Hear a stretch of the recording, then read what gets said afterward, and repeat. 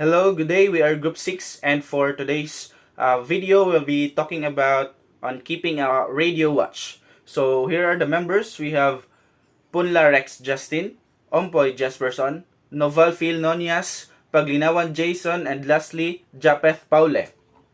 So when keeping a watch at sea, radio watch keeping is also maintained. So our task for today's video is we will going to make a brief explanation of the principles to be observed in keeping a radio watch. So the principles to be observed in keeping a radio watch is that the administrations shall direct the attention of the company's masters and radio watchkeeping personnel to comply with the following provisions and to ensure that an adequate safely radio watch is maintained while a ship is at sea. In complying with this code, account shall be taken of the radio regulations. Watch arrangements, courses steered and compass. In declining the arrangements for the radio watch, the master of every seagoing ship shall ensure that the radio watch is maintained in accordance with the relevant provisions of the radio regulations and the SOLAS Convention.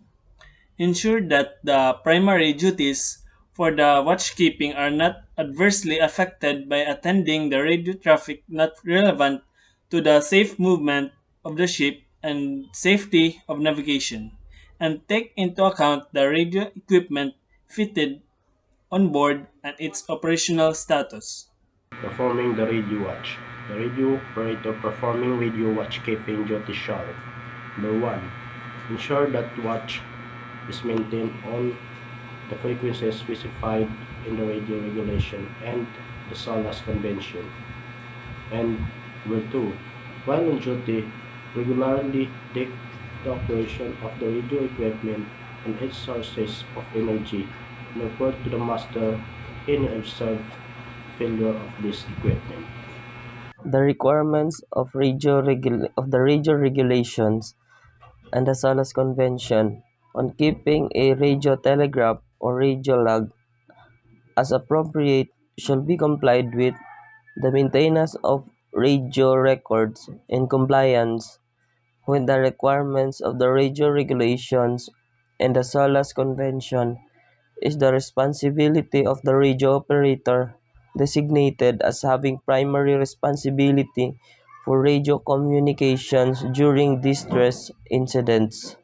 The radio record shall keep at the distress communications operating positions and shall be made available: 1. For inspection by the master, and 2. For inspection by any authorized official of the administration and by any duty authorized officer exercising control under Article 10 of the Convention.